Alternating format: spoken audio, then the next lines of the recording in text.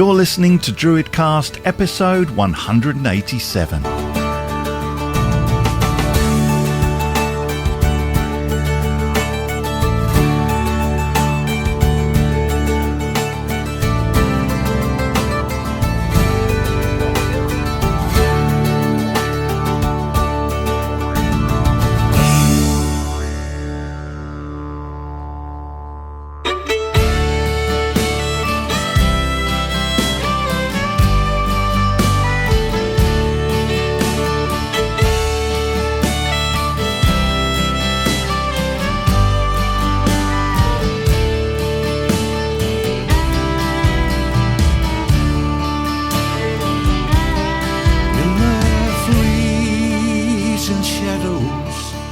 And the ghostly smiles in the sighs of an old man, and the cries of a child in the open doorways, and the passage beyond in the soft hollow moaning, and the words of a song. Oh, now the past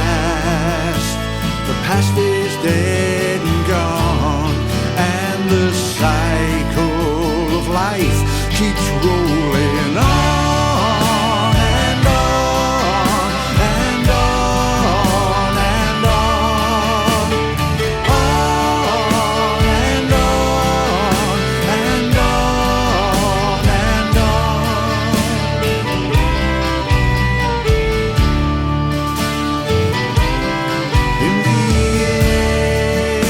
struggle from dawn to dusk, mighty circumstance that they could not adjust. And in the blowing curtains, on a summer breeze, in the smell of cut grass, when you took your day of ease. Oh, the past is dead and gone, and the cycle of life keeps rolling on and on and on and on, on and on and on and on. So many roads for you to take, all leading to one place, like ripples on a placid lake, or the lines upon your face.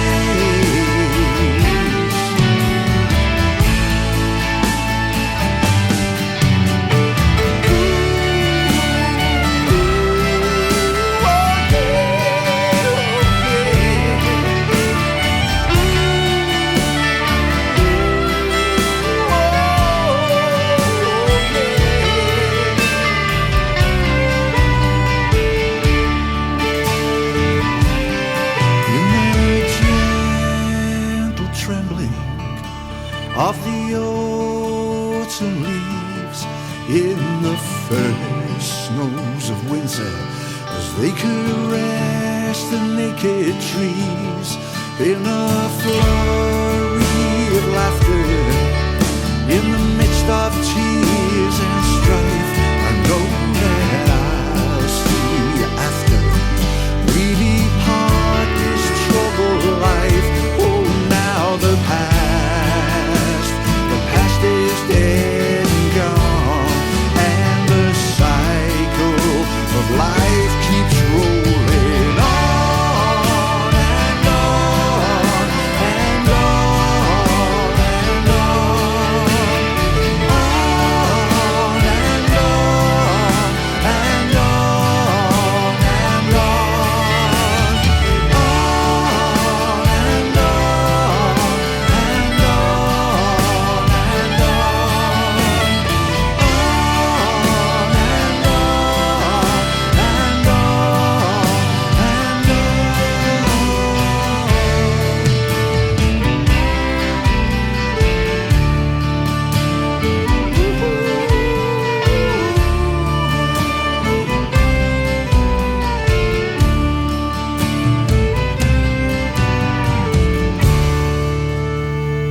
Hello, my friends, and welcome to DruidCast episode 187. I am your host, Dave the Bard, and DruidCast is brought to you on or around the 20th of the month by the Order of Bards, Ovates and Druids. If you want to find out more about the Order and our courses, you can do that on our website at druidry.org. Opening the show, you heard another fabulous single from my bardic buddy James J. Turner called Cycle of Life, taken from his forthcoming album Future Meets the Past. When's it not going to be forthcoming, James? Come on, release it. It sounds like it's going to be a fantastic album. My guest this month is the Sony award-winning presenter, Dr. David Bramwell. It's a fascinating chat about his life and work and the new podcast he has created along with the Order called Adventures in Nutopia. And along the way we also discuss his experiences of travelling to spiritual communities around Europe, his experiences with the plant ayahuasca, and his music with the band Oddfellows Casino. Lots and lots to talk about, and it's quite a long interview, but it is really interesting, so I'm sure you're going to stay with us. Here, without any further pause, is this month's Talky Bit with Dr. David Bramwell. The Talky Bit. So we first met, let's go back to that winter gathering. Yeah. First met at the Winter Gathering in Glastonbury, 2019, That's I think right. it was. And you did a presentation in the afternoon after a good half an hour of technical difficulties trying to get the PowerPoint to work. But you did your presentation of the Cult of Water. A darkened hall, you were lit by candles. Just telling this story of this sunken church and, you know, the connection to water and this journey you'd been on. That just took everyone on this amazing journey, and at the end you got, I would say, a 10-minute standing ovation for that. And I'd never seen that before at any of the open gatherings, you know.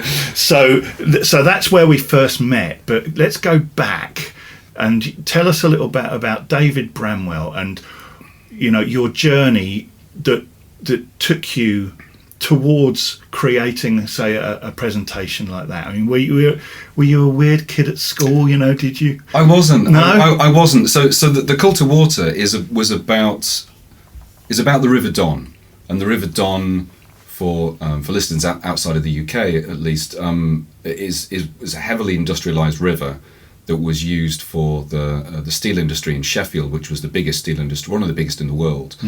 And so the river was heavily polluted, artificially heated, and declared biologically dead by the 1960s and 70s. I was a little boy in the 1970s, and I grew up with a family who loved to walk.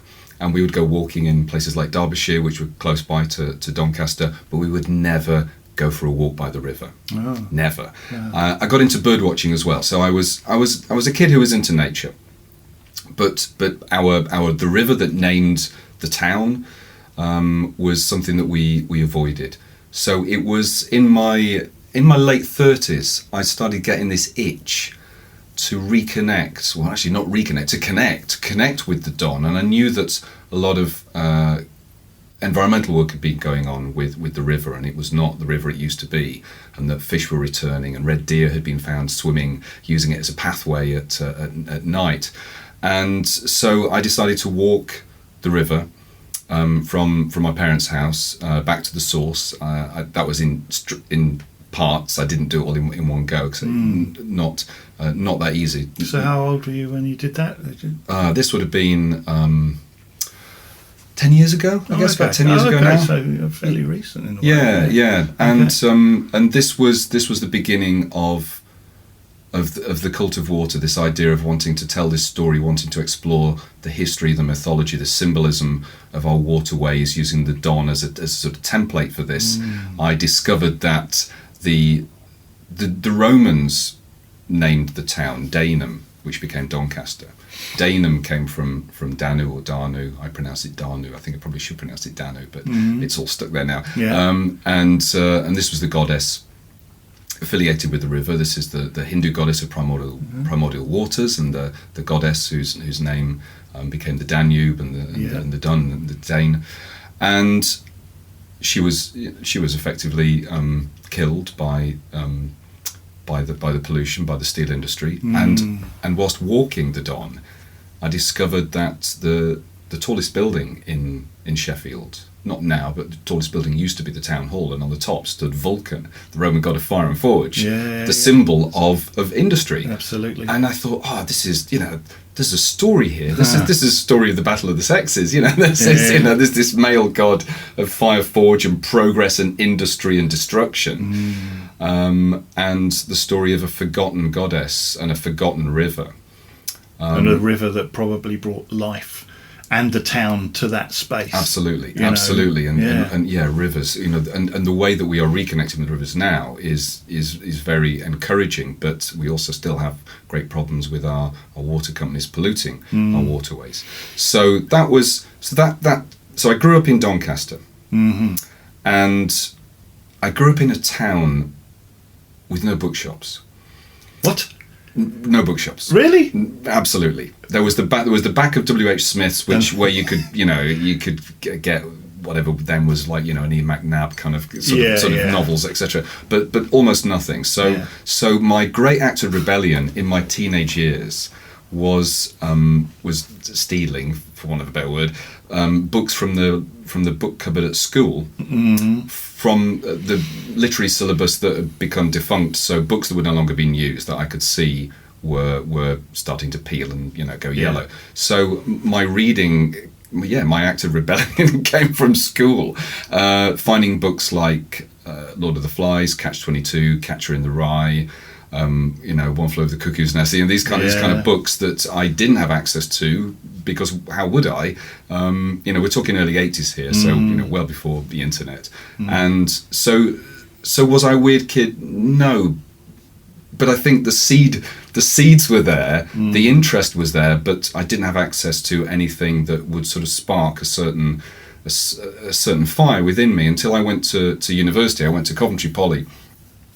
The polytechnics existed back in the 80s. We don't have polytechnics now, but it was. I essentially went through clearing. I didn't do very well with my A levels, and it was in Coventry in the Walsgrave bookshop, the second-hand bookshop, that I found shelves for psychology and magic, and I was just drawn, and I was drawn in a strange way. I'd never heard of Wilhelm Reich or Aleister Crowley or Carl Jung. Not at all. I probably didn't know who Freud was at the age of 18. It just wasn't, I was pushed into the sciences, and there was no access to the counterculture. There was no counterculture growing up. I listened to heavy metal music because that's what my peers did. The girls listened to New Romantic and the boys listened to metal, and that was what you did. And you're a bit soft if you said, I quite like one of the Duran Duran albums. You wouldn't tell your friends that. No. So dicing with well, exactly. Yeah. So it was all Saxon and Iron Maiden and AC/DC and good music, good music for kind of industrial towns, particularly an expression of that industrial age. But I was really drawn to the occult and to sort of psychology and mysticism, I guess. I found out. I met someone who became a friend at Coventry who'd been to a Steiner school, and he was quite cynical about it. That he thought it was all a bit airy fairy, but I was really fascinated with the way that he had a real spontaneous creativity about him. He wouldn't think twice about sitting at home and writing poems and painting and drawing, and just for the joy for the process of it. And this was novel to me, and I became very interested in Steiner as a consequence, because I didn't really rate my education or even the education system that I was in. I didn't learn a lot from the things that I was taught at university, but I learnt a lot from the people that I met and the activities that I got involved with. So occultism and magic were a draw, and of course at that age there's a degree of posturing and pretentiousness that goes with it. And the clothes are pretty good, and and you can look black. You can look cool and mysterious and try and attract girls that way. So I was playing in bands as well. Music had always been a passion, so I was also playing in bands at uni. So the world opened up, and and so I'm incredibly grateful for what happened during those years. And then I meandered through England down to Brighton, and then Brighton was back in 1991 was just this incredible secret that it felt like the whole of the country had just been keeping this secret, because they thought if the secret gets out, everyone's going to come down here. So having grown up, so I was born in Scunthorpe, which is another depressed industrial town. Born in Scunthorpe, raised in Doncaster. 4 or 5 years in Coventry. I stayed an extra year just kind of playing in bands and dicking around. But all of these places were kind of on the skids and quite violent, and they weren't comfortable places to live at the time. You'd have to watch your back walking through the city centre any night, particularly if you're a student, in those places now. And so coming to Brighton was just, what a bohemian, liberating, kind of louche town I stepped into, and one that seemed to welcome misfits and outsiders, or those who identify, and still does. I think still now. Does, absolutely. It's just a more expensive version of its former self. That's always not the town's fault. Yeah, I played a gig recently, and this one of the people came up when they were buying a CD, and they said, "Where are you now? Where do you live?" And I went, "Brighton." She just went, "Oh, of course you do." I had that. I've had that before. Yeah. So, I would have gone, "Of course you live in Brighton." Yeah. So this quest. I like the word seeker. I was a big fan of, or remain a big fan of the performer Ken Campbell, who was someone who used to perform these amazing monologues. He could captivate an audience for 2.5 hours just by talking at them, but with such enthusiasm and such arcane knowledge and such mischief and such grand stories. And he used to sometimes open his shows with the words "Hello, seekers." It's like, I like that. I think I'm a seeker. I'm a seeker. Yeah. And so I found myself over the years, and I'm sure you find this. I'm sure listeners find this. You start to sort of strip away the stuff that you thought was important.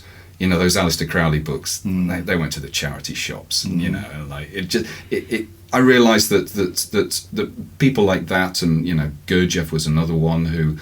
I'd found the writing impenetrable and a bit pretentious, and and people say, it's to keep the riffraff away. You have to do the work. You have to really. And I thought, I don't know, but I've been listening to this guy Alan Watts, and Alan Watts just has this joy about him, and he's able to articulate mystical ideas, Eastern ideas, in such a playful, inclusive way. I think I need this. I mean, and I don't mean to criticize other people for whom that stuff's important, but it just wasn't for me. So I started finding that Joseph Campbell, the mythologist, and Carl Jung, and Watts became important people to me in my 20s and 30s, and keeping me on this path. But there was always that desire, that striving for community, for something to join, for a group, to have us, to find this kind of secret group, mystery school, and engage with others, not just on your own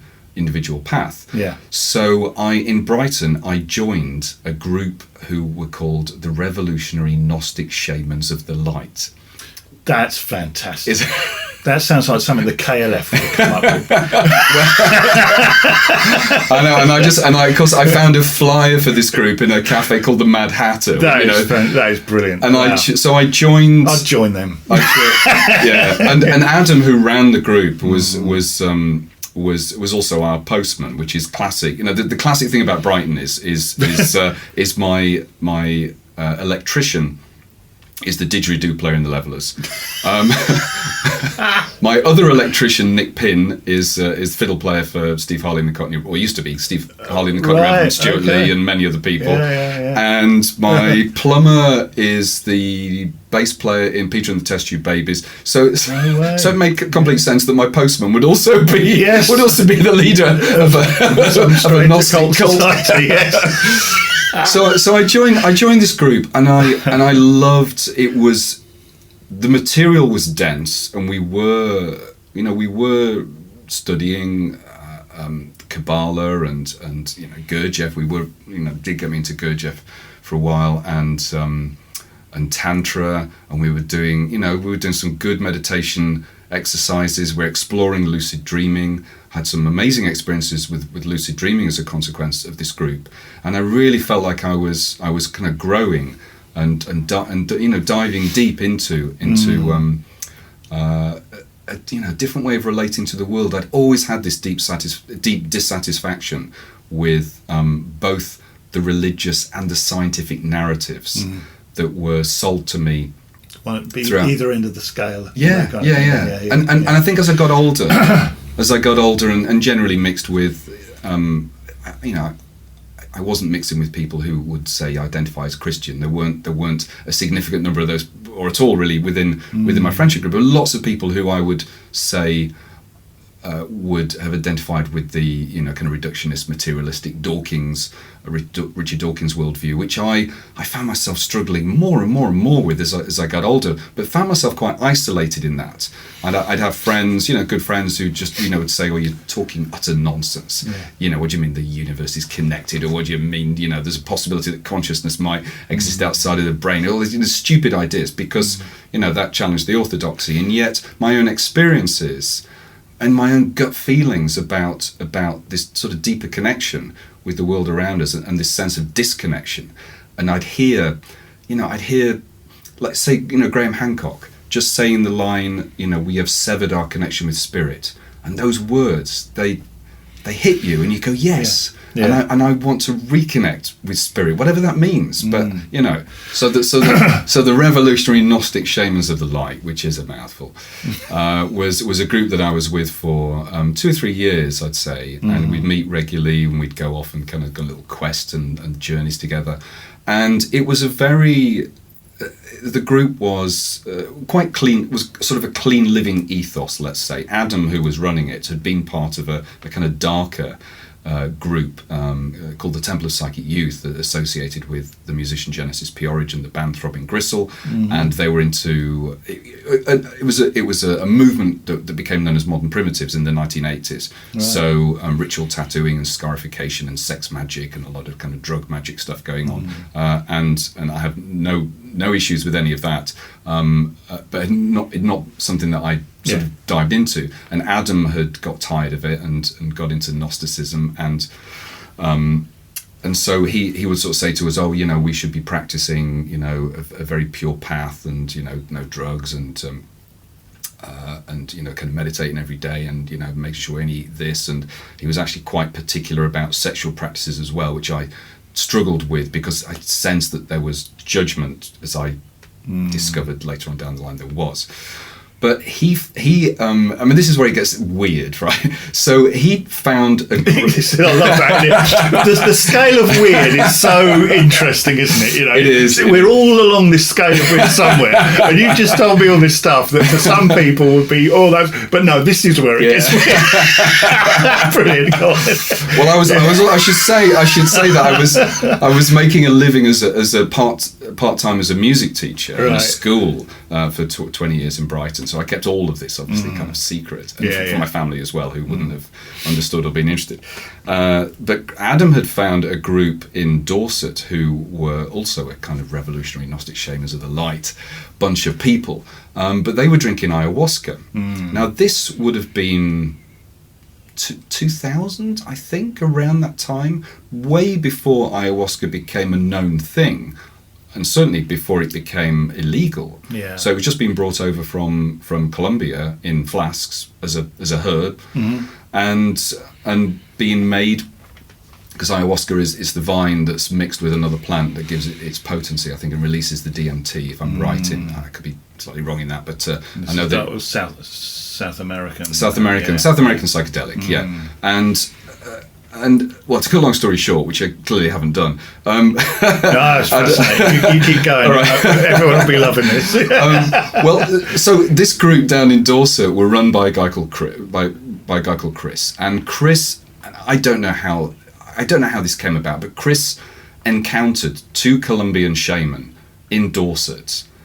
I don't know what they were doing there, and they hardly spoke a word of English. Their names were Radharani and Vasudev. They were a couple. And they started doing these ayahuasca ceremonies with Chris's group, and our group were invited down. And so we all started doing these ayahuasca ceremonies in this cottage. I don't even know whose cottage it was. It doesn't matter, does No. it? Just, somebody's got a cottage. So we're all so for quite some time we were doing these every fortnight. Wow. And Wow. the experiences were profound and at times troubling and difficult and ungrounding. And there came a point where the last time I drank ayahuasca, the cottage roof set alight, and the police and the fire brigade came. And when you're high as a kite on a Okay, so that actually happened. That That wasn't a vision. No, it wasn't a vision. Oh, no way. And Wow. I at the time I was having a nice time in the garden, just feeling utterly connected to everything around me. I could see the energy of life shimmer in the air, shimmer in the vegetation, and shimmer through myself, and it was just beautiful. And then of course then that is thrown at you, authority and sirens and men in uniform. And you can't just switch it off. You can't just switch it off. No, so I just went and hid in the woods until other people sorted it out. But but I was growing apart from the group and finding that there was some troubling dogma for me around judgments of alternative forms of sexuality, and it was time to leave, and and it was certainly the right thing to do. Mm-hmm. So I found myself adrift again, and I had been in a long relationship for many years, and this relationship came apart, and I knew that I had work to do on myself in terms of compromise, living with other people, sharing, being a good listener, all that kind of stuff, all that stuff that certain types of men struggle with. And so after the relationship fell apart, I decided to go on a journey. I was given sort of compassionate leave from school because I was absolutely broken, and I went off on a journey around the world to study alternative communities. So I took myself off to Christiania in the anarchist community in Copenhagen. I went to Damanhur, this spiritual community in Italy. I went over to America. I spent time at Esalen in California. Went to co-housing groups. I went to ashrams, and I went to Arizona, where an entire city is being built called Arcosanti. This city driven by sort of community and environmental aspects.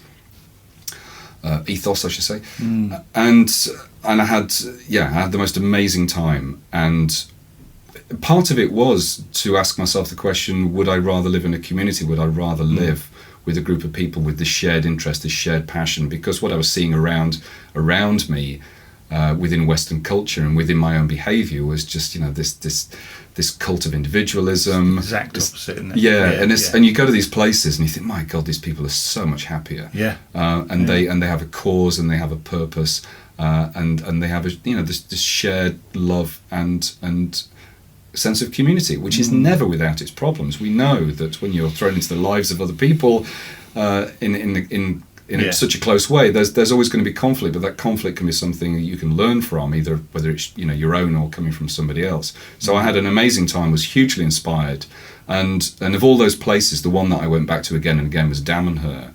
Where is that? That's in the foothills of the Alps, near Turin. Okay, yeah. And these were Italian. It's the Italian one. Yeah, is that where they've got underground temples and things like that? Yes, I've seen pictures of that. So they built. This is a bunch of people who built the world's largest underground temple, the size of St. Paul's Cathedral, in secret at night, over 23 years. Wow. And it shows you what we're capable of doing. And you go and you talk to some of those people that were part of that, and a lot of them living in this community 45 minutes, say, away from Turin, they were working full-time as doctors or architects or... So they just essentially lived there but run relatively normal... Some do. I mean, there's about, I'd say, 500 to 1,000 people living communally in these houses called nucleos. But there were people who were going and doing regular jobs and then working through the night, like the whole night, digging this and then going back to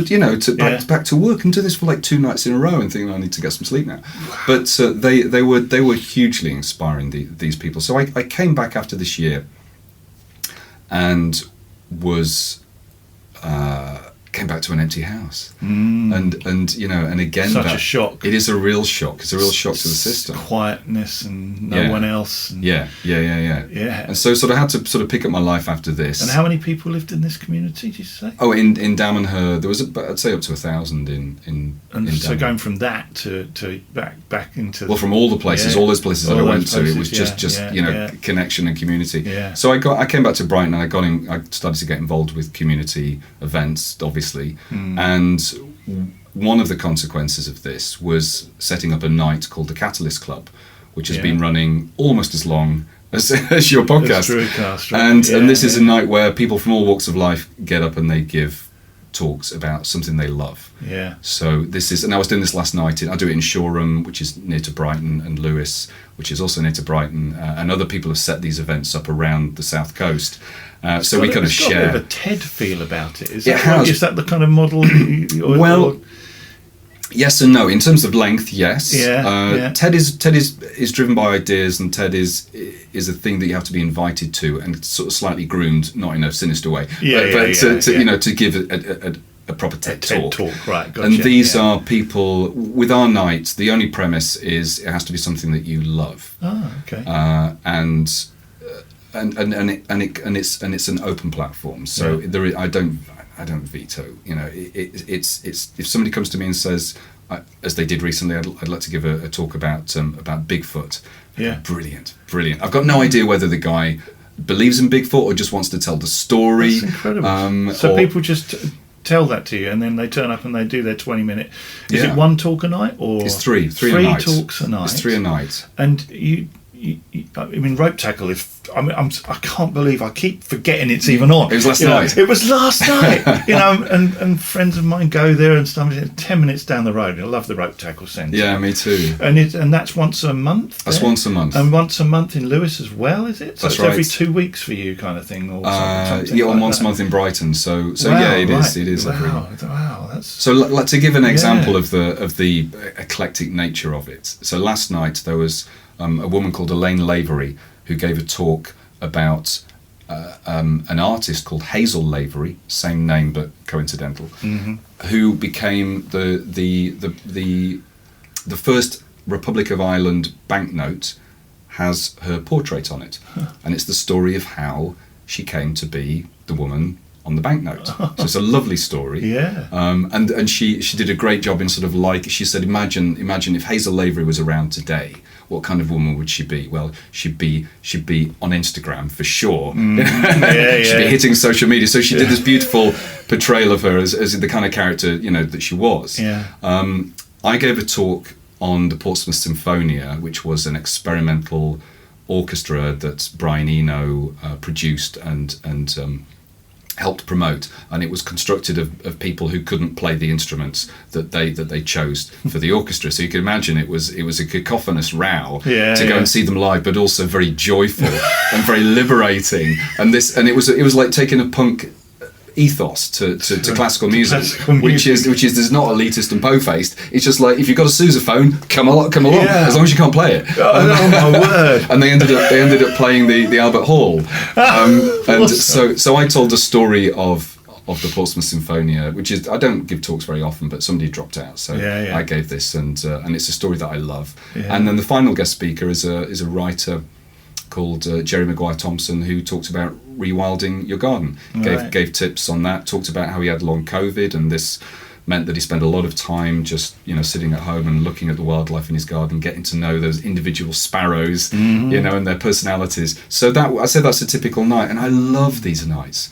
And they came about because you came back from this journey and just sort of, was it kind of like, we need community, or I need community, or both? It was from a selfish point of view, I need it, but also just, you know, you get a good feeling from doing these things when you know that you've made a difference in people's lives. So that's always, I think, the kind of work that I do is I've always tried to be mindful of, you know, you ask yourself, who benefits from this? You know, I'm doing this job, if I'm pushing, you know, bits of paper around, is anyone gaining anything from this? And if the answer is no, it's like, can I justify doing this. I mean, that probably sounds a bit. We all have to earn a crust, and we all, find ourselves in situations where we've got families, etc., to support, and it's not easy to make decisions. But I've tried to be mindful of. Well, it's that thing, Rupert Sheldrake, in one of his books I read, said it's, we search and yearn for happiness. Yeah. And happiness is elusive and happens in moments, and that's it. And you can't find a moment it's almost impossible to just say, I'm now happy and I'll be happy forever. Yeah. But what actually gives life the opportunity for happiness to happen is meaning. Yeah. And it's possible to go out and have a factory job during the day, but there has to be something in your life that gives meaning to it. If it's not the work you're doing, there's got to be areas. It might be the way you bring up your children, it might be your relationship or your connection to the natural world, or all these things. But if you have meaning in your life, you will find those happy moments. And I think what the things like the Catalyst Club does for you, it says this is helping other people. Those people are going there, they benefit from listening. It's changing lives. Some of the talks are inspiring, and people go off and puts that into their lives, and that's probably the meaning. It gives the meaning. You're absolutely right. For your life, that's it. But also great that you mentioned Sheldrake, because Sheldrake, there was something that Rupert Sheldrake said. So I also do events during May time. Brighton has a festival and a fringe, which I know you know. Yeah. And I put events on in the Spiegel Tent complex. So the Spiegel Tent and another one called the Bosco Tent come. And I just get to think about, who would I really like to see? What would I like to put on? And Rupert was someone who came and spoke for us in 2019, I think it was. And he'd done the books, Science and Spiritual Practice. That was the one that was in. Which is a great book. Great book, yeah. And he says, and this really connected with joining OBOD. So hopefully I can go from this to OBOD. Okay. And I can answer your first question. And maybe there'll be time for two. So Rupert said, we've all had that experience where, and he used the Taj Mahal as the experience. I've never been to India, but he said, you go to India, you go to see the Taj Mahal because you're expected to go, but it's part of the package of going to India. And he said, what most of us do, we go to these buildings, these beautiful buildings that were designed for ritual. And we do everything but that. We go and we read the guidebook and we wander around and we take photos and we count the bricks and we talk about the little bit of design up here and who did that. But the one thing we don't do is engage with the building for the purpose of which it was built. Right. And he said, you don't need to be religious. You don't even need to be spiritual. You can go in there and light a candle for somebody. And that is, and then you've turned it into a pilgrimage, you've turned it into a ritual, and you've engaged with the building. And I thought that is so beautiful and so simple. And that really, that helped remind me about how I could make those kind of changes in the way that I relate it to journeys that I went on and places that I visited. And then in 2019, in the winter of 2019, I came and gave the Cult of Water, and I think that will remain one of the highlights of my life. I'm not very good with praise. When people come and they say, "Oh, I really love your book," or "I loved you," it's like I never know what to say, and I'll end up just sort of defaulting to some self-deprecating comments. But I mean, that was amazing. And maybe the performative highlight of my life, in terms of audience appreciation. And I had such a wonderful time that weekend. I met some amazing people. I'd got to know Philip and Steph through Lewis, because they started coming to the Lewis Catalyst Club, and Philip came and gave a talk. He's given a couple now, and I'm hoping to get him to come and do an event for me next year. Do the history of the Druids with Philip, and do the history of the Kibo Kift with an author called Bella Pollen. I think those two together would be a lovely event. So I got to know Philip, and so I was lucky to be hanging around with Philip and Steph and Ema. I was in the same B&B as Ema, that amazing kind of a cult themed one, which got some amazing artifacts. The Covenstead. Yes, the Covenstead. And I had such a nice weekend, and I thought, I found my people here. And I think it had been staring me in the face for years, because ecology, nature, spirituality ritual, the honouring of the seasons. These were things that had always been important to me. Yeah. And so there was a sense of coming home, and then lockdown hit. And so I had the time to really spend the mornings. I'd get up early and sit there and go through, I was going through work with the Bardic grade, and I loved it. I absolutely loved it. Yeah. And it's so I think I still struggle to think of myself as a druid, because friends say to me, are you a druid? It's like, I don't know at what point. I guess it's no different to, are you an artist? It's a state of mind, isn't it? It's an artist. Are you a Christian? You don't have to be a priest to be a Christian. It's a way of life, and it's up to you. Labels are funny old things anyway. They aren't are. they? Essentially, I use that term, and I use pagan. I use all kinds of things to describe myself as well. And sometimes words like druid, comes with a history behind it. Yeah. It's got an archetype energy behind it. You've got Merlin and you've got Taliesin and all these figures. Am I worthy to actually say, I'm a druid? And, at the end of the day, it's a word. It is. Do you know what I mean?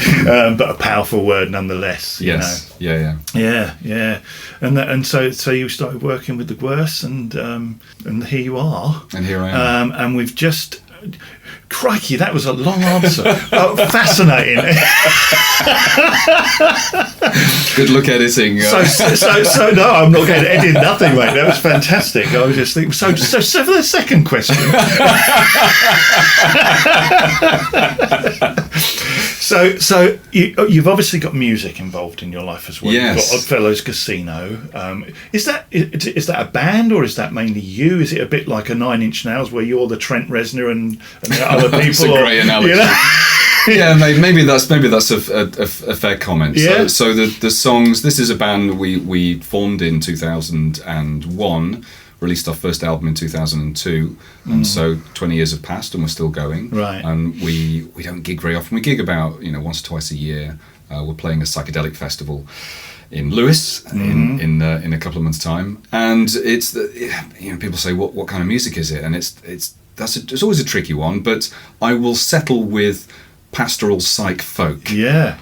With a bit of electronica thrown in there as well. So pastoral because there's a love and a connection, a mystical connection, I'd say, with landscape, with place, with nature, within the music, within those songs. And despite having lived in Brighton for 30 years, it's the north. It's the north of England that kind of shines out of those songs. Yeah, right. It's the crags and the mountains and the wilderness, which I love the south. We don't have that. It's a big garden. It is a big garden. Yeah. It is a big garden. Yeah.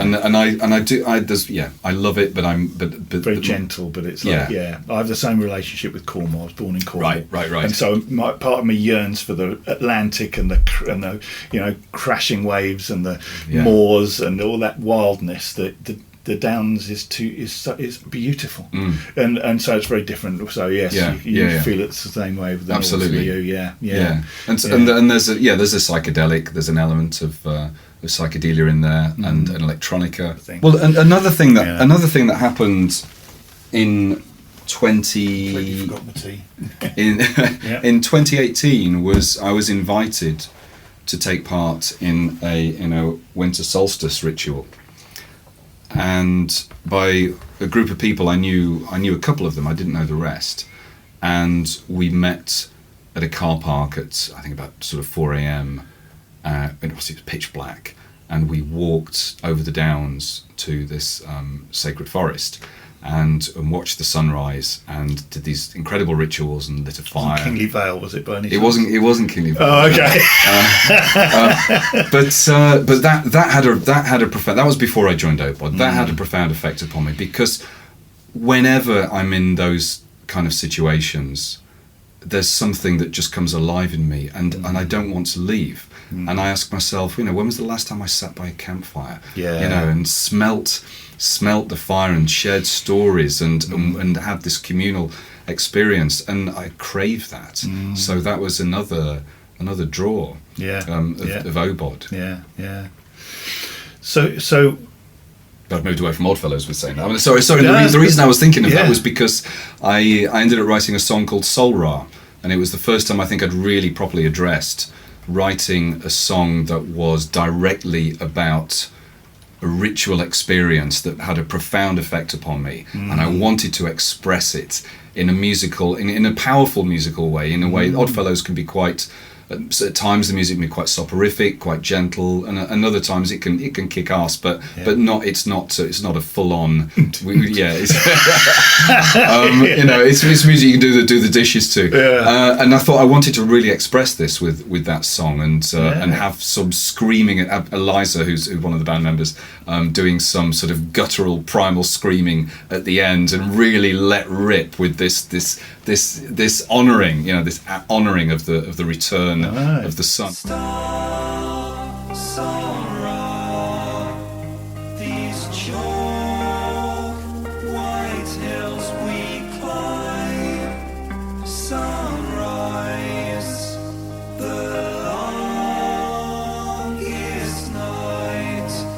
Sunrise,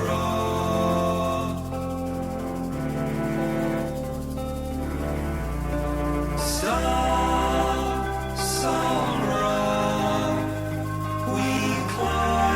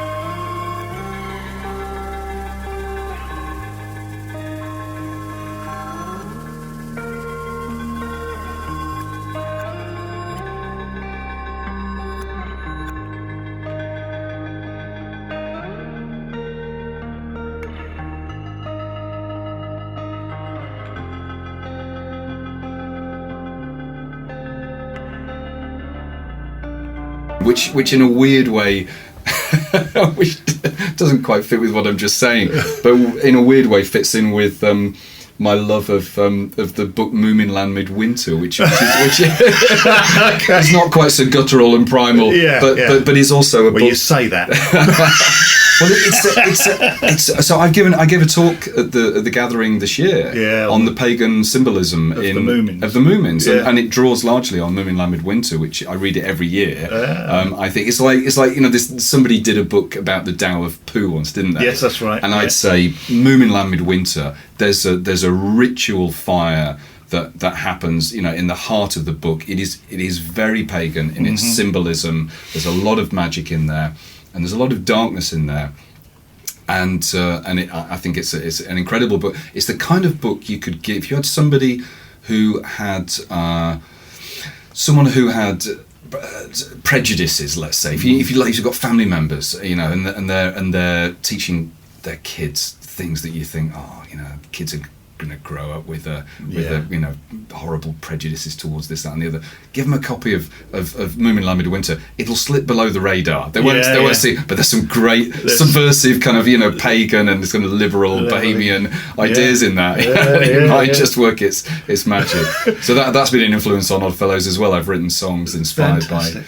I think I wasn't into the Moomins, but I think the equivalent for me of a children's cartoon series or book series that allowed me to really connect to mythology and to otherworldliness was, weirdly enough, Rupert the Bear. Oh right. Yeah, because Rupert the Bear, it's the first time I met the Will-o'-the-Wisp was in Rupert Bear, and he always went onto these otherworldly journeys, strange magical journeys. So that's probably it, really. I remember the Rupert books as a kid, but I don't remember. I don't remember them. I must have been too young. Yeah, maybe they were. I mean, it's not everyone, but every now and again you go, "Oh, there's something weird going on. I like this." So we've been talking for nearly 5 hours, and we haven't even mentioned your podcast. No, it's true. We've got two questions under our belt. So your new podcast, Adventures in Nutopia. That's Nutopia because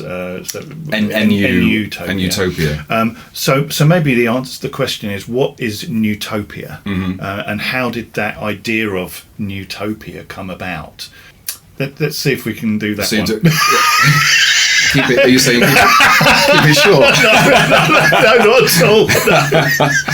Well, so Nutopia was a word coined by John and Yoko in the 70s. Oh, was it? I didn't know that. And when they were struggling to find somewhere to live, I think they were having some problems with visas and passports and all the rest of it, and so they conceived this idea of a place free of boundaries, and very much tying into the ideas in the song Imagine. Yes. And they declared that the national anthem for Nutopia was 4 minutes of silence.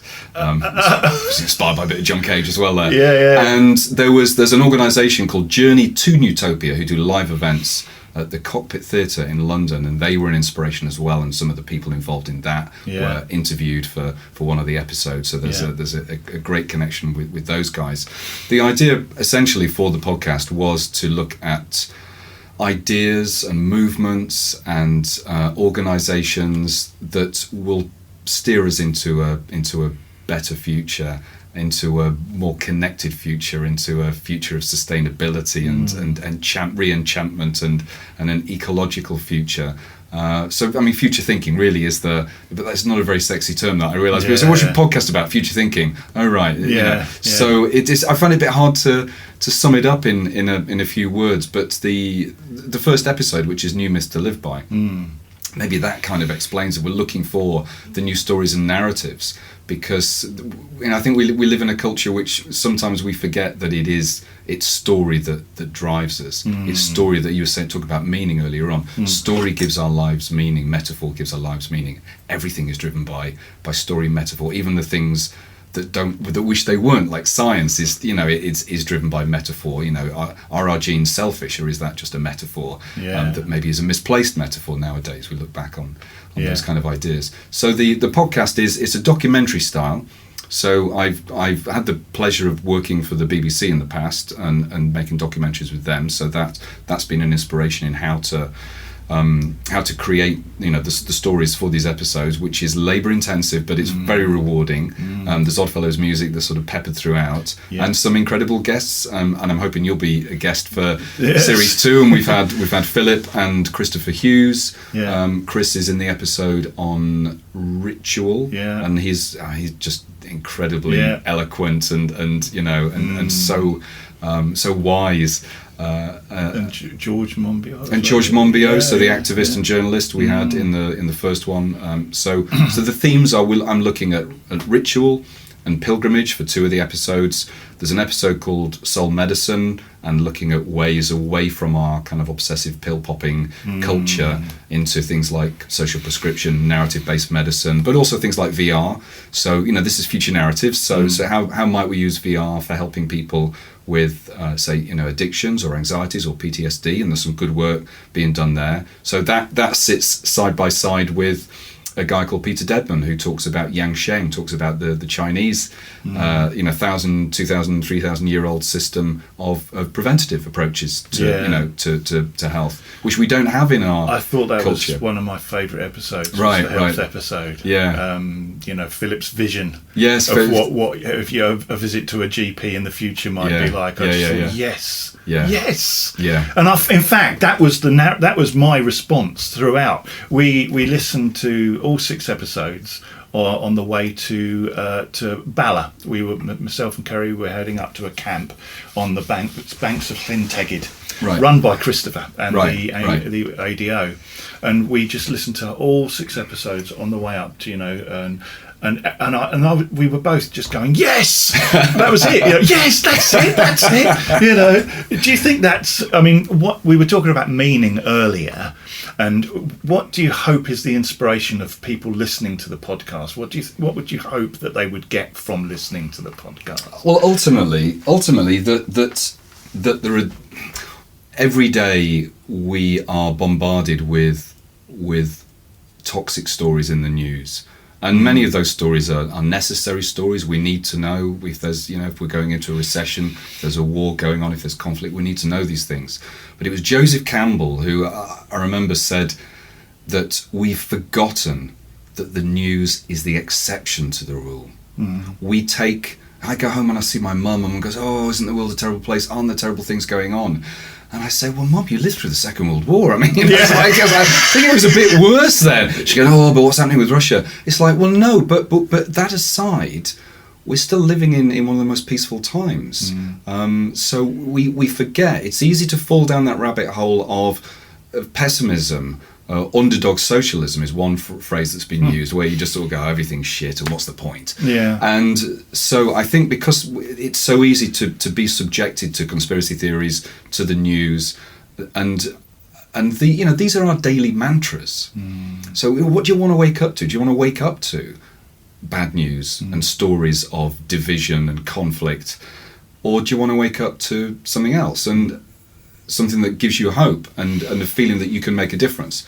And I don't know what I can do to make a difference in the conflict in Ukraine, but I can make a difference in the street that I live in, and in the town that I live in, and the people that I talk to, and the stories that I share, and what I think about, and how I say it.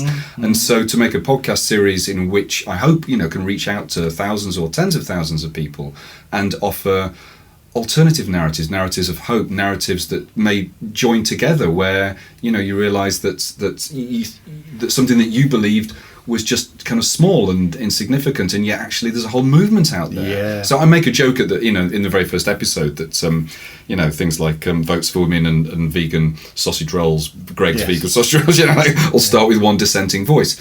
But when I visited Christiania, the anarchist community in Copenhagen, I remember one of the members taking me on a tour, and I said, "What's this over here?" And he said, "Oh, this is where we sort out all of our recycling, and over here is where we go around the city on a Monday morning, and we collect things that have been left or dumped, and we have a warehouse here where we give this stuff away, we sell it, whatever. It's our version of IKEA, he sort of jokes."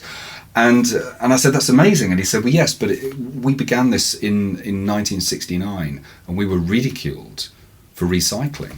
And then Peter Dedman in that episode on medicine said, I co-founded one of the first health food shops, in the country, and we were ridiculed for the idea that food can be medicine, that food can make a difference. Yeah. And we need to be reminded, I think, of those stories, of those, those dissenting voices, and people going, well, actually, I feel this, I feel this in my soul, in my heart. So I hope that the podcast offers those kind of stories as well, that something might appear niche or small right now, but it has the possibility of growing, and then in 50 years' time, when we're all long gone, but in 50 years' time, these things will become the norm. So Jeremy Lent, one of the interviewees in the first episode, Jeremy Lent, who's a very inspiring author and thinker, is part of this movement called ecological civilization, and he talks about that and what the principles of ecological civilization are. It's like, imagine if we lived according to principles which we see in an ecosystem, because an ecosystem has to live ultimately in harmony.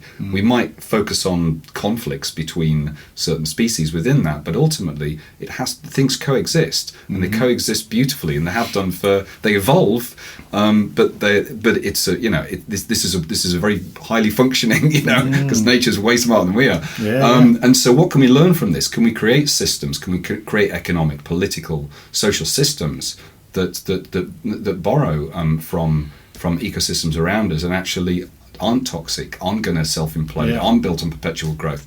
And you can listen to those ideas and go, well, that's a nice idea. Yeah, wouldn't we like that? But that isn't the world that I see around me. What I see around me is a bloody disaster.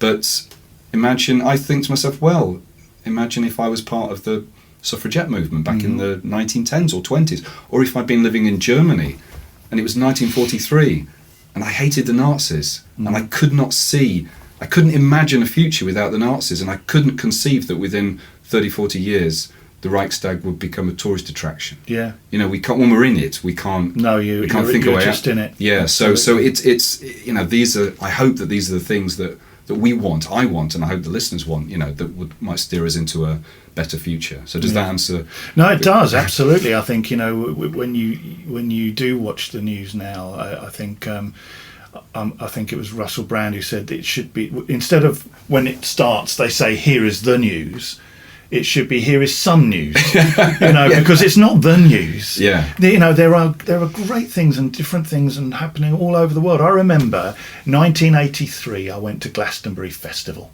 I think Ian Dury was headlining, Elvis Costello was there. And it was full of vegetarian food. And so I thought, I'm going to live on a vegetarian diet this weekend. And I managed it. And I thought, wow, I can be a vegetarian, because I love animals. So I can be a vegetarian. This was 1983. I came home and there was nothing. Yeah. I mean, there was sauce mix and some cardboard burger mix that you put an egg in. Mix. Do you know what I mean? And bean feast. I think those were the three things. Yeah, I remember living off those. And I was with I was living with my mum and dad, so they would literally cook me. My mum would cook us a roast dinner, and I'd have the roast dinner without the meat. I quickly realised it was very difficult to do that right there. It was impossible for me. But now, we're talking about the changing of life and veganism. Oh my God, that was completely off the wall. Yes, that was crazy. Yeah. What? Nothing? No cheese? Are you insane? Yeah. Whereas now, you look at the way that vegan diet and plant-based food is becoming absolutely the norm now. Yeah. But that is a key example of what you're talking about in the podcast. May seem strange to some people now, but as you say, in 10 years' time, hopefully some of this will become the norm. Yeah. Well, we've been talking for an hour. It's flown by. It really has. No, it really has. It's been fascinating to talk to you. Season 1 of Adventures in Nutopia. We're halfway through. I think episode 3 came out this week. That's right. Episode 4 will come out Monday, which is probably when this episode of DruidCast is out. But even if you're listening to this in the future and you're working your way through DruidCast, look up Adventures in Utopia, and the season will still be there. And currently working on season 2. Season 2. Well, which fantastic. is extraordinary to have the chance to make another 6 and dive into other subjects. Yeah. Well, so long may it continue. Thank you. You're a fascinating man, David. I could actually sit and talk to you for hours, and come back on the show at some point. I'd love to. I'm sure I will play Sol Ra on this to illustrate what you've said, and good luck with everything. Thank you. Yeah. Thank you. All right. What an amazing and interesting man he is. You can find Adventures in Nutopia on Apple Podcasts, Spotify, Amazon Music, pretty much everywhere that you can get your podcasts. It is a great show, so do have a listen. But this music means we are approaching the end of the show. But before I go, let's have the results of last month's competition. The prize was a signed copy of the book Way of the Mystic Wizard by Matthew Baker. And the question I asked was, in the interview, Matthew mentioned the names of some of the wizards that inspired him to name the book. Name me one of those wizards. Well, there was quite a few answers and quite a few entries, but the first name drawn from the hat and the winner of that brilliant book is Ben Bridger Harris. Congratulations, Ben. That book will be with you very soon. We have another great prize this month, 2 CDs and a book. David Bramwell has given us a copy of the Cult of Water book and CD, and a copy of the Oddfellows Casino CD Burning Burning that has on it Sol Ra, the song we played earlier on in the show.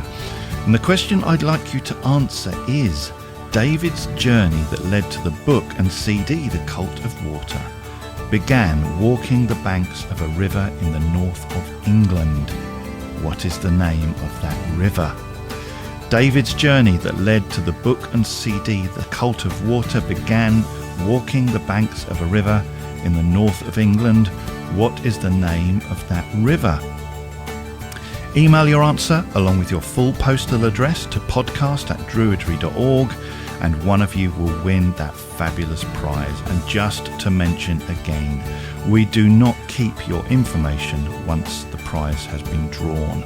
All of your details are immediately deleted. It's just so that I don't have to chase the winner all over the internet to find out where to send the prize. So do have a go, because every month somebody wins. So my friends, that is a show, and a reminder that this is the last DruidCast of 2022. There is no December episode. I did that last year and it gave me a nice space for new ideas for the show to develop. So have a wonderful solstice and new year. I will see you again in January of 2023 for a new season of DruidCast. But until then, I wish you all, as ever, peace and blessed be. Goodbye.